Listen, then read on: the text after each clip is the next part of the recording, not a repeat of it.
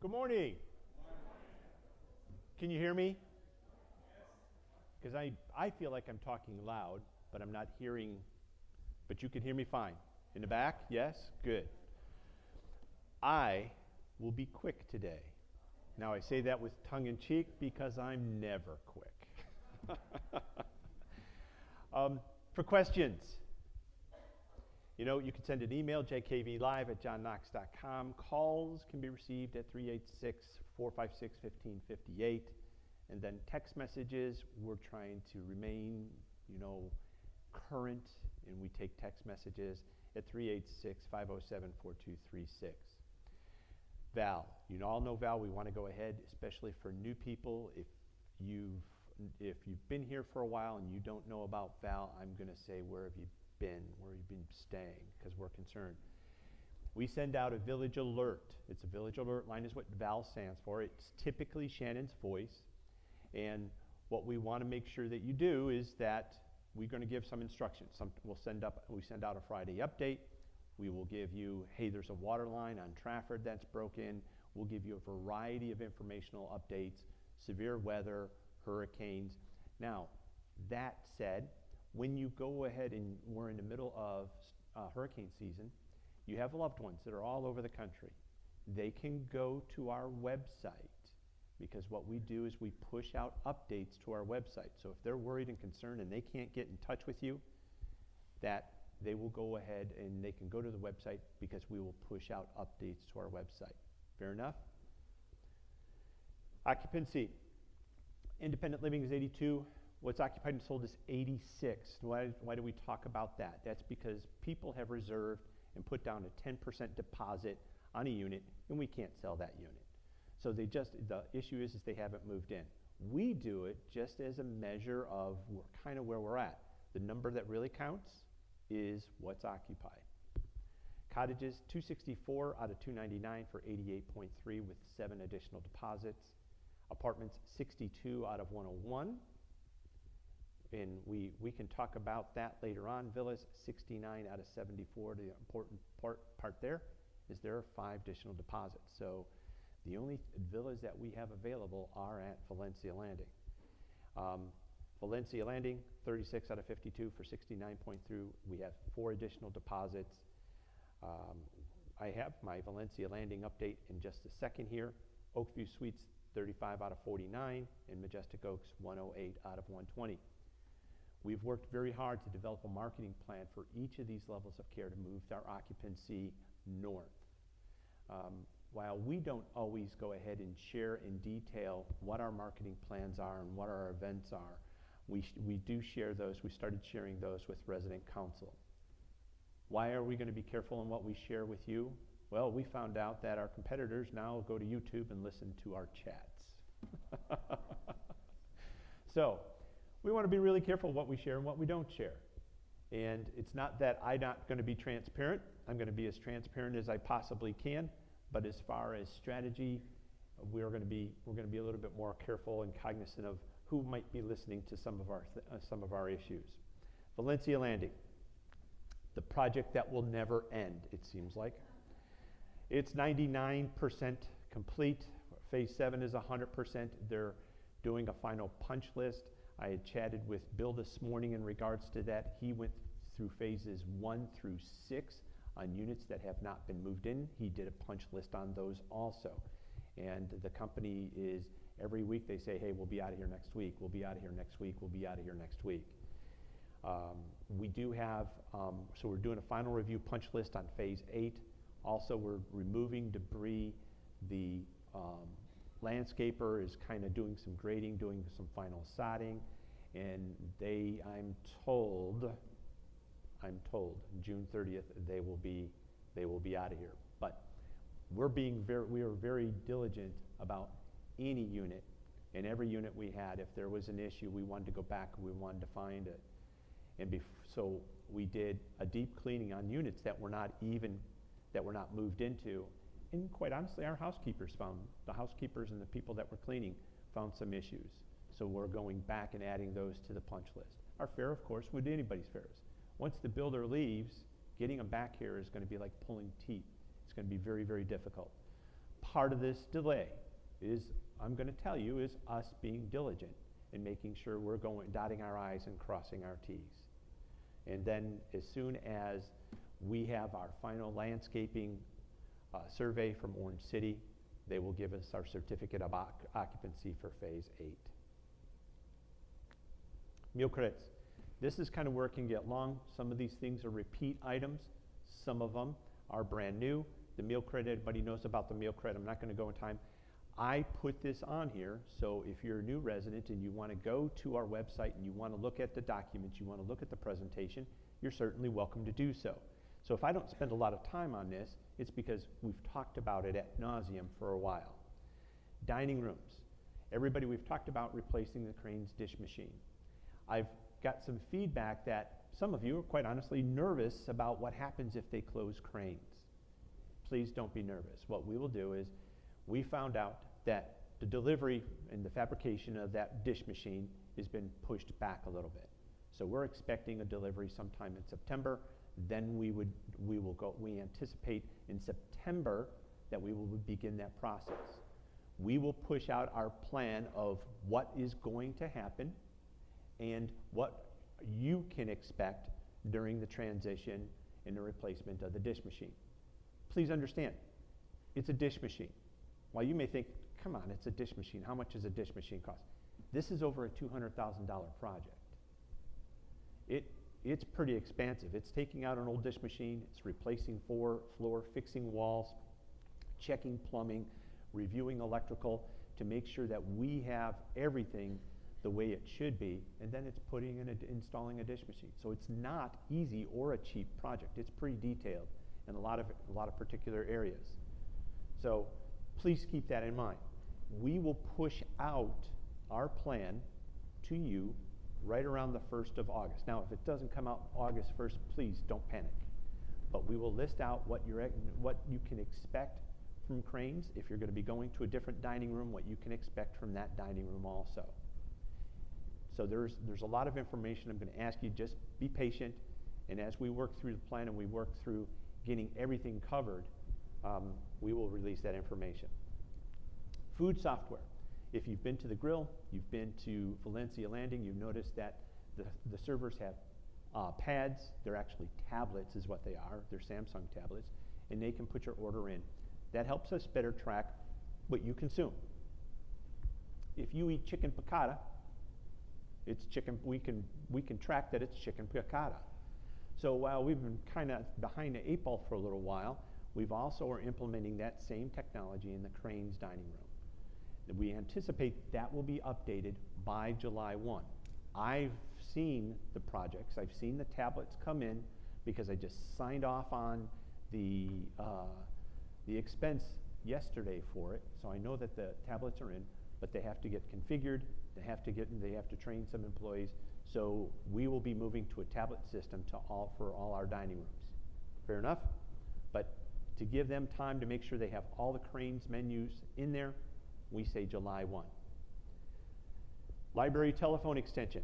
I know that some of you don't necessarily return books on time, I'm told. So if you get a call from the library, their extension is 1210. If you want to call the library, their extension is 1210. That line has been run. The line is in a workroom for the library staff to be able to use. We want to report that. Annual drinking water report. If you didn't know, we have our own water plant. That shouldn't come as a surprise to all of you. Some of you might, yeah, that does. We have an agreement that we can use up to 93 million gallons of water that's in the aquifer that comes out of our wells. And we have our own water plant. That's what the 2 big blue containers, tanks are up there for. And we typically run somewhere around 91, 92 million gallons a year. And but we have expenses in doing that. Well, when we have our own water, we have to have it monitored to make sure that we stay within the proper levels of material in the water. That report is a report from all of last year on the test samples that were done. So the good news is that we're well within our limits and well below what's expected, and acceptable for that. But please feel free to go look at that water report. For when our water plant goes offline, we have the ability to flip a switch. Okay, it's turning a wheel.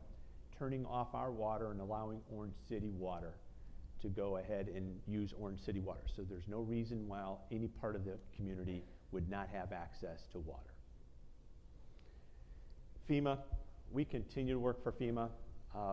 I think accounting and Mark and a few others are pretty much at their wits' end, but we continue to work with FEMA. They've done a couple of campus inspections on pictures and other little items that we have, and that continues to move forward. Now, please, in July, I will tell you the very same thing, that we continue to work with FEMA. It's just, I don't know when they will go ahead, and the issue is we're coming upon 3 months. 3 months is normally the limit before they go ahead and they rotate people. Resident speakers, we've talked about this last time. There's a speaker release form. If somebody stays within their lane and talks about what's their expertise and their profession, it's good. If somebody is going to wander off, we need to ensure that they have liability insurance. So the best thing to do, make sure anytime resident groups have speakers that they stay within their lane. Fair enough? Relocation to Gatehouse 2, we are just waiting on permits to begin that. Office of Insurance examination. I think Cynthia's ready to pull her hair out.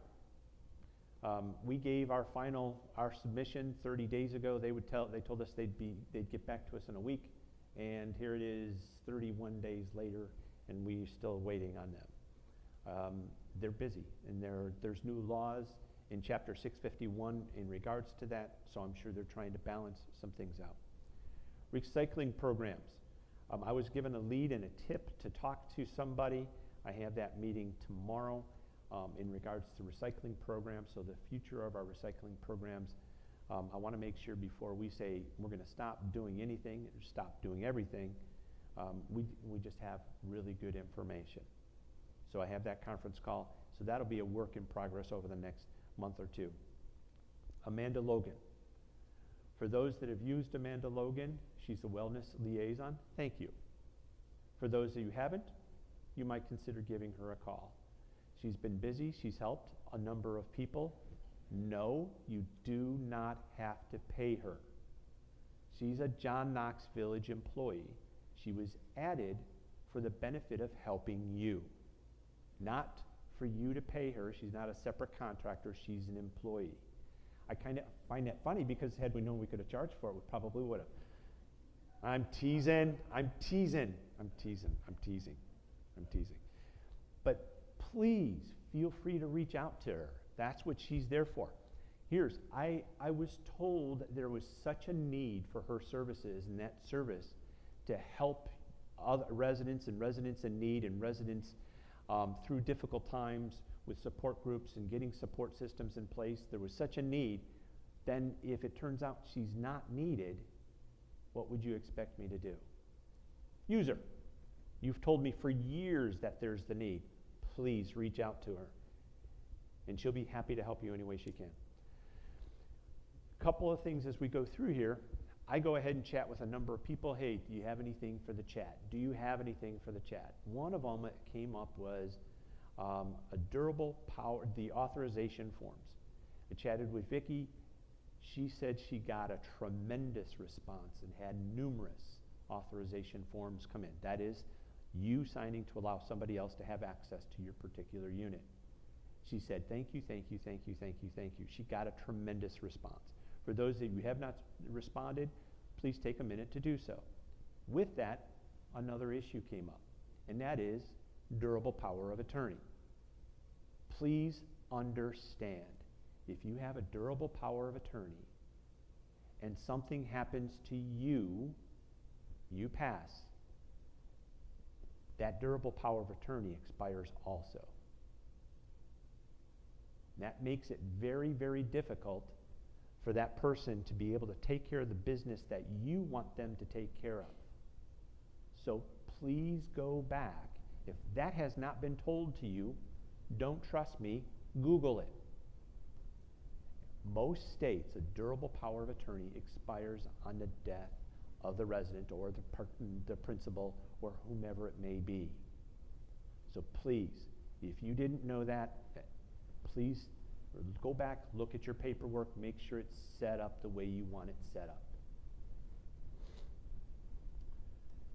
Random. This is a random. You're looking at that and you're saying, ringing doorbells. We have gotten a report that there's actually, we know of one and we heard of another one where about 3 o'clock in the morning, somebody will ring the resident's doorbell.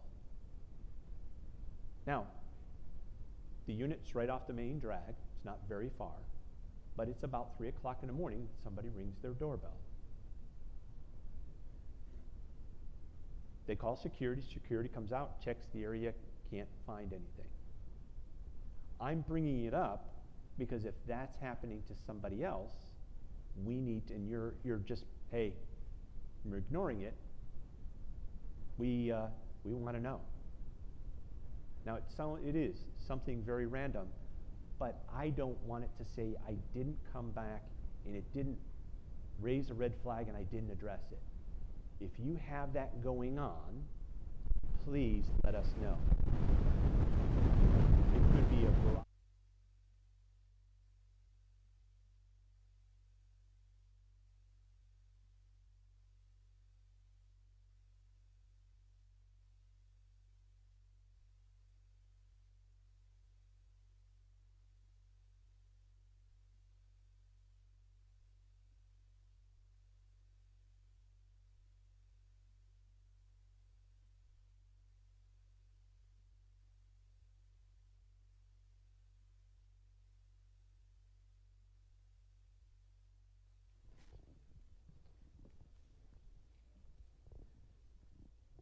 All right, kind of feel like that guy from that Verizon commercial, original Verizon commercial. Can you hear me now?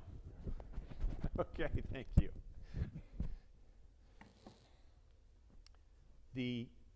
So if you have that happening, or you hear somebody randomly knock on your door, now, it happens to me. I think I hear somebody knock and there's nobody knocking. But if you hear somebody knock, and it's the middle of the night, don't answer the door. If you hear somebody scream, it's security, answer the door.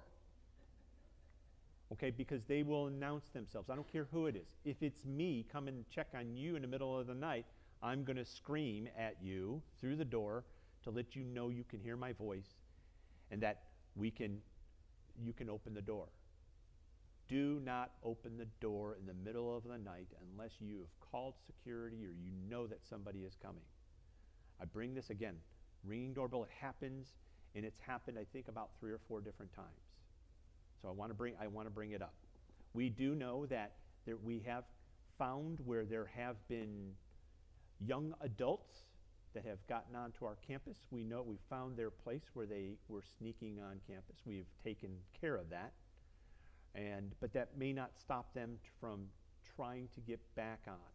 Why I don't think they mean any harm when they have fishing poles in their hand. They are taking our fish.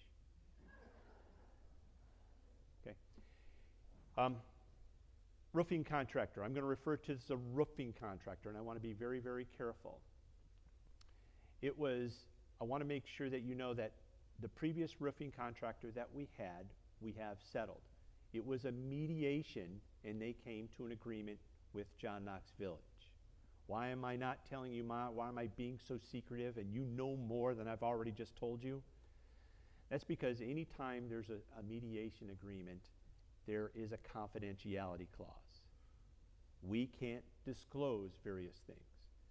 And then somebody's going to raise their hand, Joe, we already know what it is because you already told us.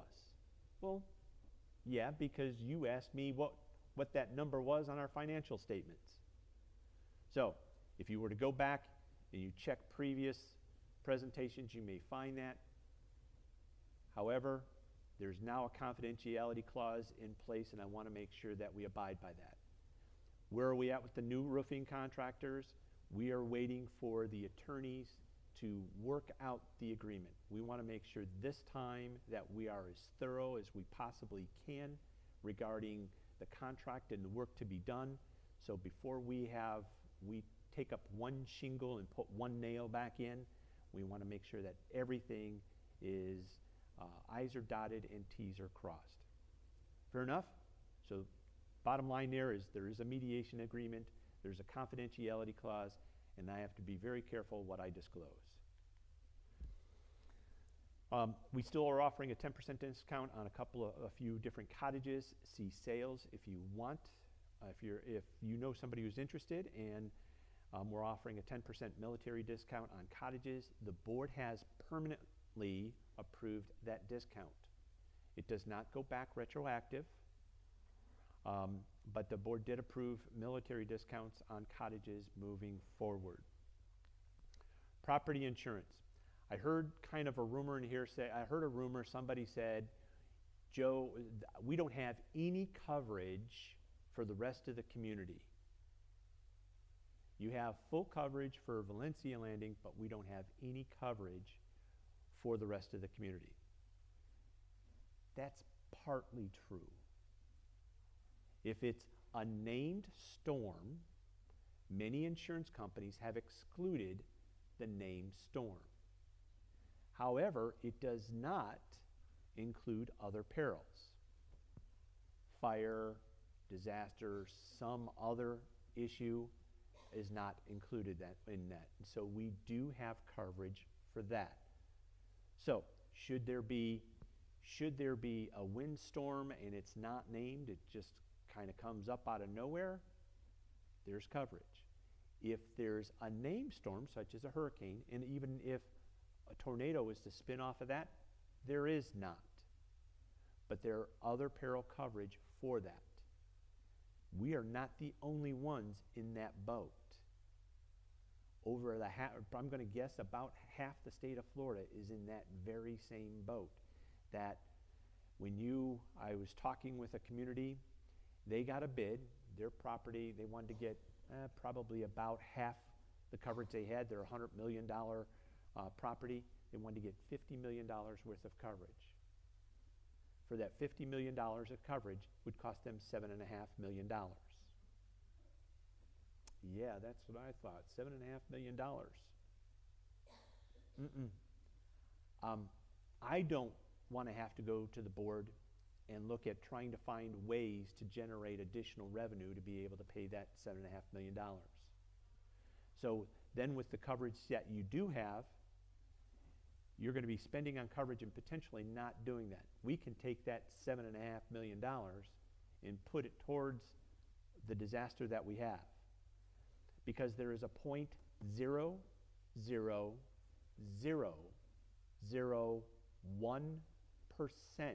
chance that we would have a claim that's over $4 million.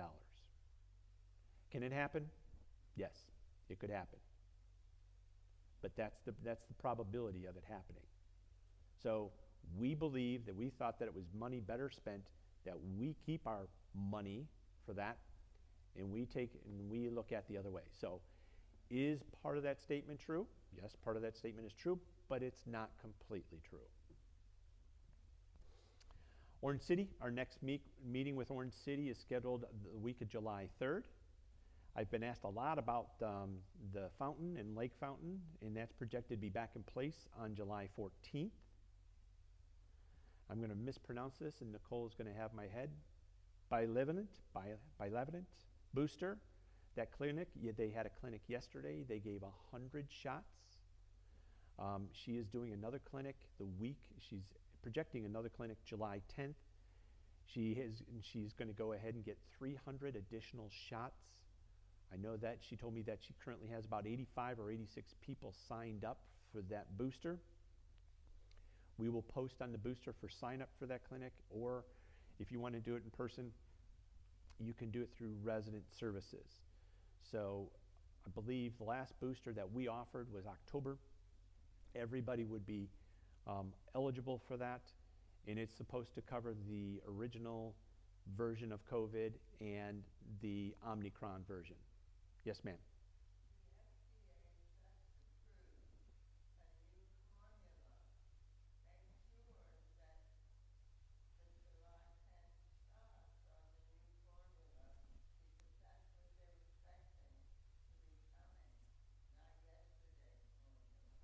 Okay. Joy, could you write that down for me so I can check with Nicole? Yeah, because she has not ordered the shots yet, and she told me that she would be doing that probably next week. Thank you for that information. Flu shots are scheduled for October. We'll announce with that. And as you know, the chat is on the third Wednesday of the month. That will be July 19th. Centrix. Somebody said something to me that anytime Centrix is brought up, they're a little skeptical. I understand that. I'm rowing that boat on skeptical. Okay?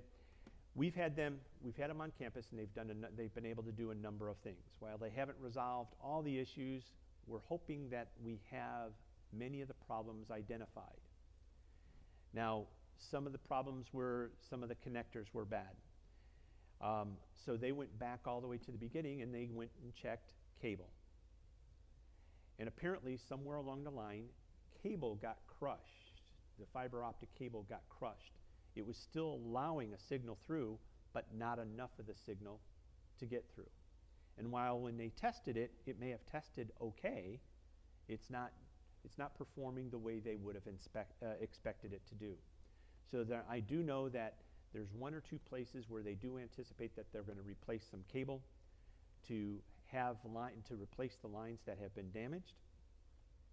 And then comes the bigger issue. We've talked about them installing a new head end, and that date is pending. And I'll share with you in a second why that is. The purpose is to improve the signals for the TV in your homes and better technology. We're going to be meeting next week to implement that plan. And you see second television on there, big question mark. Why is that? That's because that the technology is so good, as many cable providers had done a number of years ago, you were able to do away with the box on your secondary TV. I haven't had when I had cable, I didn't have a secondary box on my second TV for a long time. And they updated the technology, and they're doing the very same thing. The issue is, we know we have a considerable number of second TVs. Once they go ahead and install that head end, flip the switch, and it's literally flipping the switch, for that head end to start working, it'll push out technology. Your main television will automatically reprogram because of the box. Your secondary televisions need to be reprogrammed. Some of them will work, some of them will not work.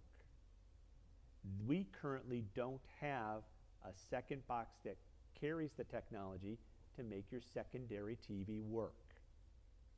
So that's why we're working on the plan to be able to do that. We don't have an exact number on TVs, but we're comfortable in saying it might be as many as 350 additional TVs.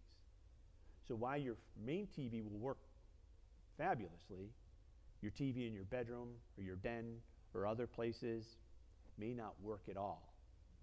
Many of them, we believe it's after a TV purchased after 2017-18, all you have to do is reprogram it, and your TV will automatically pull in those channels without the box.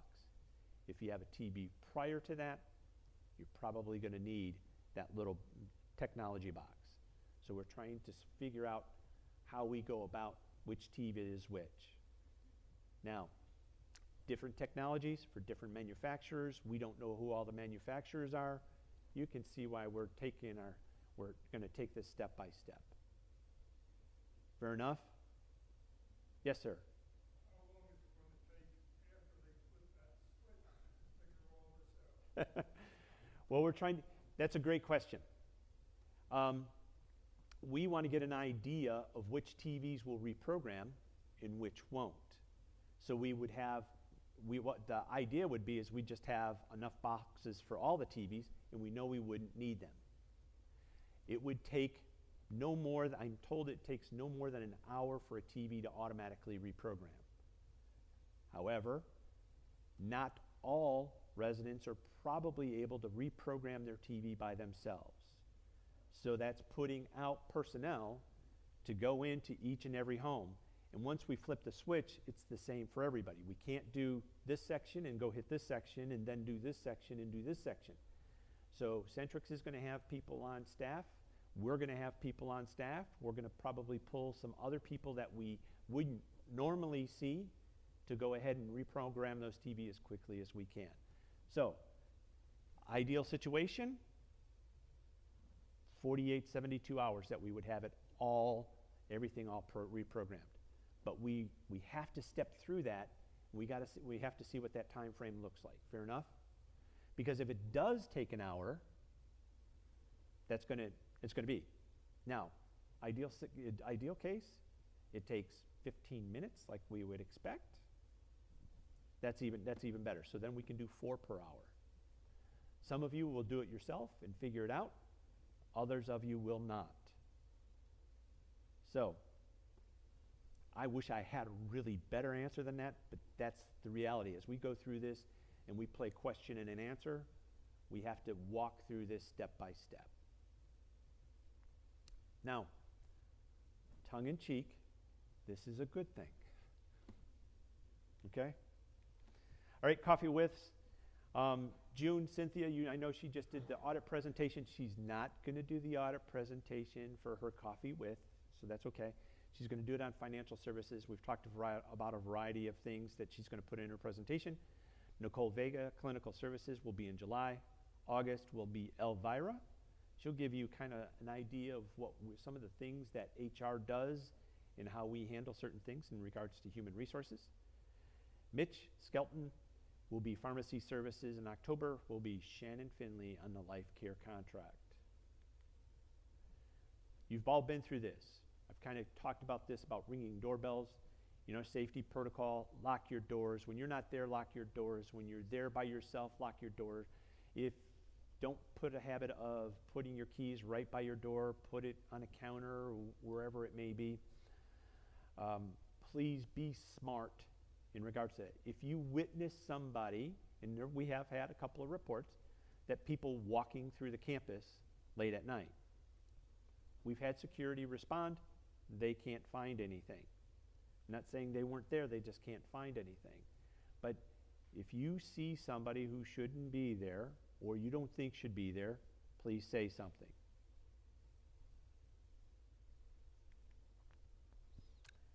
And we've been through the protocol for an active shooter. I'm going to continue to put this up there, and I'm going to continue to beat on this so you know what to do. If there is an active shooter, please, I will update this slide. Run. Run, hide, fight. And I think Mark put a couple of good videos in his presentation when he did his presentation. If you didn't, please go back and look at it. If not, you could find those videos on YouTube on what to do. But the best thing to do is run and hide. It's a big campus. It's a big campus. And illness protocols, I stopped giving pandemic information and information in regards to what the positivity rate is. We're beyond that. We're going to continue to move forward. The most important thing, if you're not feeling well, just stay home. Be aware that the virus is still out there. It'll probably remain with us for years, if not indefinitely. So if you're not feeling well, please stay home. Please stay home. Questions? Oh, I like this. You're making it easy on me. Yes, ma'am. I'm good. Donna. Thank you, Sharon.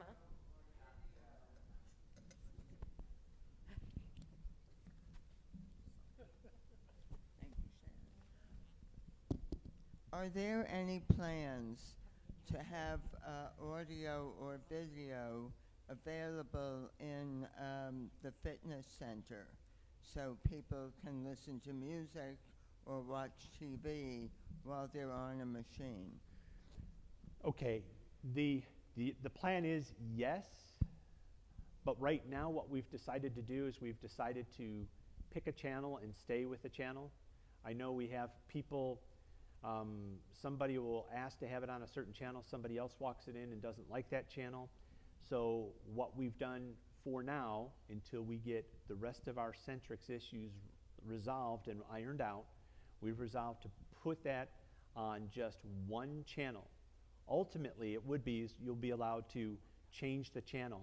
And then this head end may help things a little bit for the fitness center, so you can have an individual channel. Please remember that you might have two treadmills right next to each other, and the person wants it quiet, and you're on this other treadmill. That is an issue between residents to resolve. I don't want to hear fighting, and I won't be a referee for that. All right? That's for you to resolve. I won't do that. Yes, sir. Hi, Joe, can you give us an update on a permanent solution to the Floribunda Pond? No. That's the Orange City meeting that we have. The engineering company that we have talked with and worked with, any permanent solution needs to include Orange City, because we need to find a way to get that much water, that excessive amount of water, off our campus. What they are helping us do is figure out some ponds that we have that didn't necessarily perform the way we would have expected them to perform. But please understand that storm dropped 18 inches of water. And I don't know that anybody who would have been prepared to do that, because there's a lot of things. Will we do things differently? Absolutely. We're working on a temporary solution to be able to pump that water somewhere. We've talked with Orange City. The conversation we'll have in July, we're going to have that conversation of what we can do. And we've talked about a variety of things to see if we can get permission to move forward on that. Thank you. Joe, do you know what the total cost was to John Knox, or for insurance, for the cost of Ian and Nicole? Right now, we anticipate the cost to be about 1.3 million. About what? 1.3 million. So when you say that insurance would cost $7 million, and that was pretty devastating, that cost we had, it just makes sense to be self-insured. Yeah, and please, while we have insurance, that portion, we have no choice but to kind of self-insure ourselves. Just briefly want to say, please, if you're going to set it on a TV channel, please don't do a Fox or an MSNBC. And Fox was on it the other day. Please do one that isn't going to raise anybody. Even I know better than that. Yes, but All that's right. what was on it. The channel that's my choice is the Weather Channel. I'm going with a safe choice, the Weather Channel. Yes, sir. Yes, for those people still down at the Floribunda Pond there, what's the short term? What's the short term for this season coming up? The short term is to see if we are going to look at getting a couple of pumps to see if we can pump that water to our main pond and then pump that out. So it's a little bit of a process. That's why we've been down in that area checking our lines to make sure all our sewer lines are, we found one that was crushed. We didn't know it was crushed, but we found one that was crushed. So we're running cameras down all our sewer lines. Let me be clear. Water lines, the water drain lines, to make sure all the water mains are clear and that there's nothing crushed and that water doesn't get pushed out. Well, the only reason it gets backed up is because everything else is full. And then we will have pumps in place to pump it and get it to another area. We're also going to check to see if we can mitigate some of the problems that we have regarding water coming from additional places. Like one of the things, our pond on Holly Branch maybe didn't necessarily perform the way we expected it to. It's just that water just kind of drained out of there too quick. and it's supposed to take its time and kind of percolate into the soil. So we're looking to see how we might correct that issue. So that and the additional pumps, I know I always asked, Joe, what are we going to do with the villas? What are we going to do with the cottages? We've identified 10 of the cottages that we plan on doing renovations on. 2 of them we're holding off on holding a final decision off on that until we have more information. Other questions? All right, seeing none, thank you for attending. I appreciate your time. You have a beautiful day, and we'll see you soon.